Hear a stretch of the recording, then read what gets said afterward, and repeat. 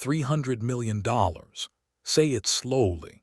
It is a number so large it stops meaning anything. It is the kind of figure you see attached to a name in a headline, next to a photo of a yacht the size of a city block, and your brain just files it under impossible and moves on. But I want you to do something different today. I want you to actually sit with it.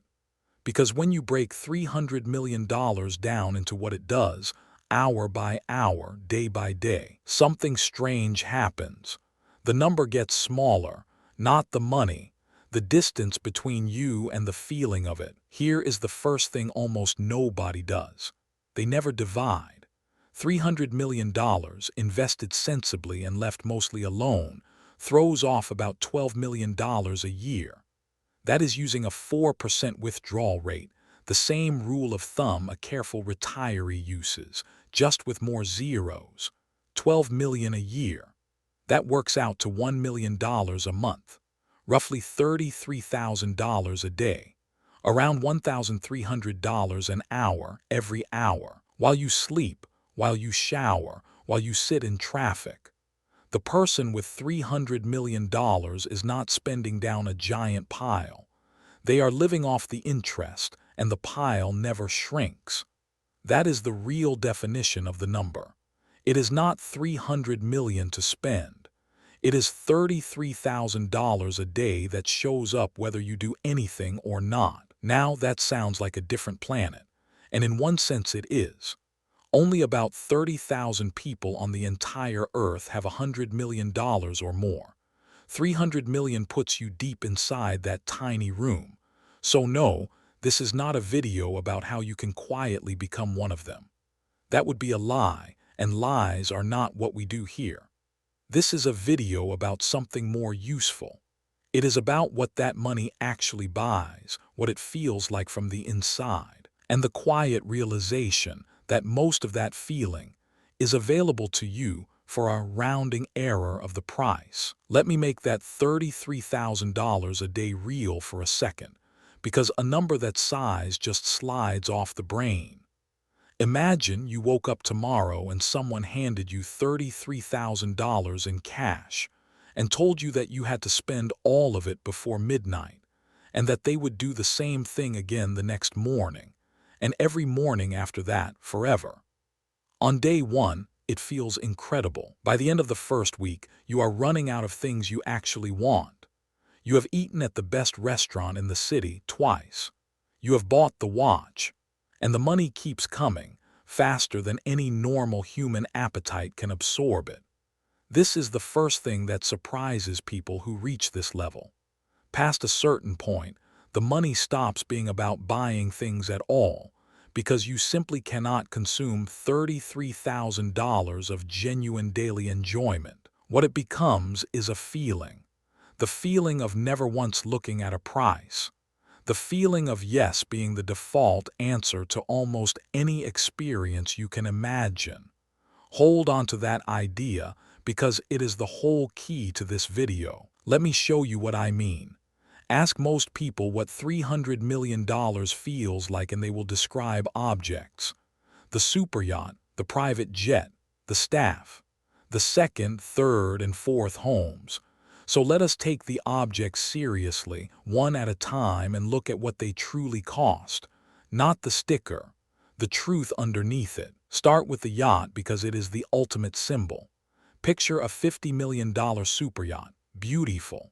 Now here is the part the brochure does not print. A super yacht costs every single year somewhere between 10 and 15% of its purchase price just to keep it floating. Crew salaries are the biggest slice, 30 to 40% of that bill. Then maintenance, insurance, a place to park it, fuel management. On a $50 million boat, that is $5 to $7.5 million a year, every year, whether you set foot on it or not. Read that again. The person who owns the yacht is quietly handing over the price of a very nice house annually for the privilege of ownership.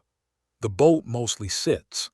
Industry data says most privately owned superyachts are used only a few weeks a year, So the owner is paying millions per week of actual use and calling it a dream. The jet tells the same story. A private jet has fixed costs, crew, hangar, insurance of $650,000 to $900,000 a year before the engines even start. Fly at a normal amount, say 200 hours a year, and the all-in cost lands near $1.8 million annually. The jet, like the yacht, spends most of its life on the ground, depreciating, waiting, costing money in total silence. So here is the uncomfortable truth about $300 million. A huge share of it is not spent on experiences. It is spent feeding objects that mostly sit still. The money does not buy freedom. It buys liabilities that happen to be shaped like freedom. And this is the exact trap that keeps people who are merely wealthy, the ones with 5 or 10 million, from ever feeling rich. They buy the objects eat the income, and they end up asset rich and life poor, working to feed a boat. Now for the part that changes everything. Here is the secret the genuinely wealthy understand and the merely rich almost never do. They separate the dream from the deed. The dream is the teak deck under your feet, the water going from turquoise to gold as the sun drops, a chef handing you something you did not have to cook, no schedule, no email, nowhere to be. That is the dream. The deed, the legal ownership of a depreciating steel object, is not the dream. It is just the most expensive, least flexible way to access the dream. And the smartest money on earth has quietly stopped confusing the two. Watch what happens when you buy the experience instead of the object. That $50 million yacht that costs $5 million a year to own, you can charter one just like it. A gorgeous 130 to 160-foot super yacht, fully crewed, chef included, chartered for a week, runs somewhere around $150,000 to $350,000, plus provisioning.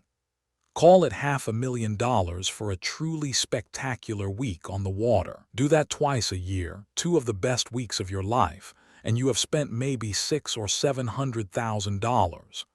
The owner spent $5 to $7 million to have the identical sunset, on the identical water, and his boat sat empty the other 50 weeks. Same experience, 90% cheaper. The only thing he got that you did not is the deed, the depreciation, and the crew payroll. The jet is the same equation. Instead of $1.8 million a year to own, you buy a jet card, a set number of flight hours you draw down when you need them. 25 hours on a private jet, real private jet, run about $200,000 to $400,000 for the year. Under roughly 200 hours of flying, chartering, or a card beats ownership every single time, and the industry knows it. You skip the crew, the hangar, the depreciation. You keep the exact thing you actually wanted, which was walking across the tarmac and stepping onto a plane with no line and no shoes to take off. Now do it with the house, because this is where the trap is biggest and the escape is clearest. The $300 million version of life comes with the villa in the south of France, the ski chalet, the place in the mountains. Each one sits empty most of the year, and each one quietly bleeds money the entire time it sits. Property taxes, staff, security, insurance, upkeep, the pool that has to be serviced whether anyone swims in it or not. A serious trophy home can cost a few % of its value every year just to sit there. So a $20 million villa can burn through the better part of $1 million annually doing absolutely nothing but existing.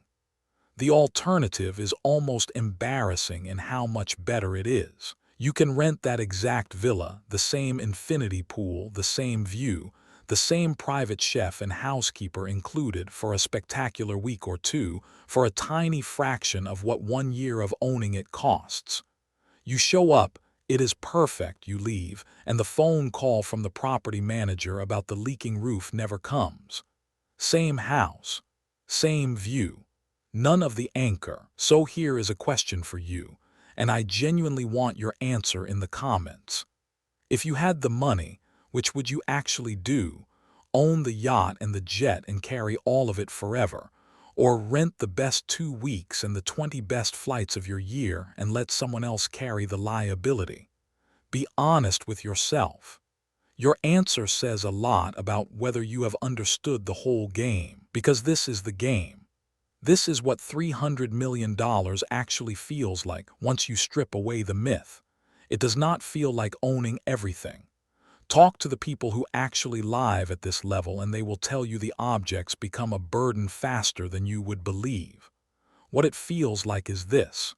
It feels like never checking a price on an experience. It feels like the yacht week, the tarmac with no line, the chef, the villa with the infinity pool, and none of the ownership weight. It feels like access without anchors.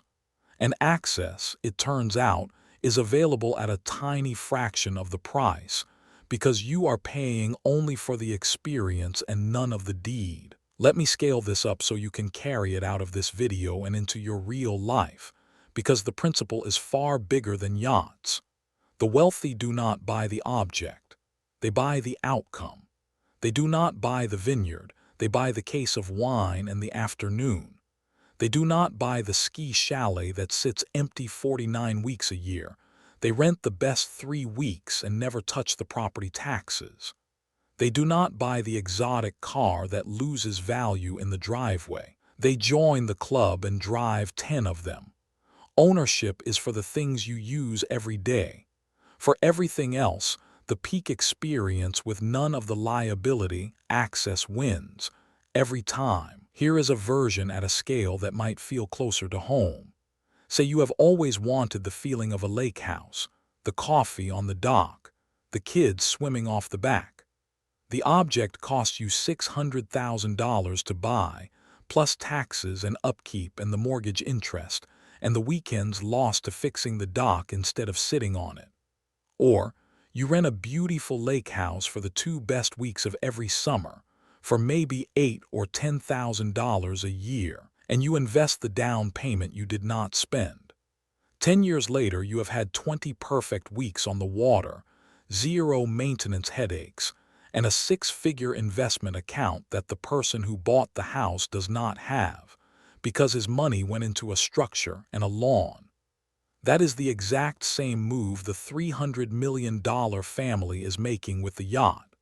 Same logic, fewer zeros. It works at every level, which is what makes it a principle and not a trick. And this is the mental model that actually works at your income, whatever your income is. The next time you find yourself aching to buy some expensive thing, stop and ask the real question. Do I want the object, or do I want the feeling the object promises?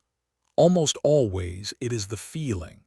And almost always, the feeling can be rented, borrowed, or accessed for a small fraction of the cost of owning the thing that produces it. The person with $300 million figured this out at a scale with a lot of zeros. You can run the exact same play at your scale today with the money you already have. The $300 million yacht was never really the dream.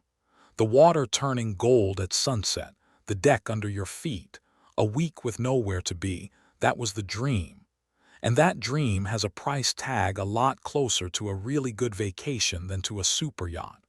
The only thing standing between most people and that feeling was the belief that they had to own the whole expensive thing to enjoy the simple version of it. You don't. You never did. And now you know the math. If this changed how you think about one expensive thing you've been telling yourself you can't have, there are a lot more of these, the real math behind the life you actually want. Subscribe, and let's keep decoding it together.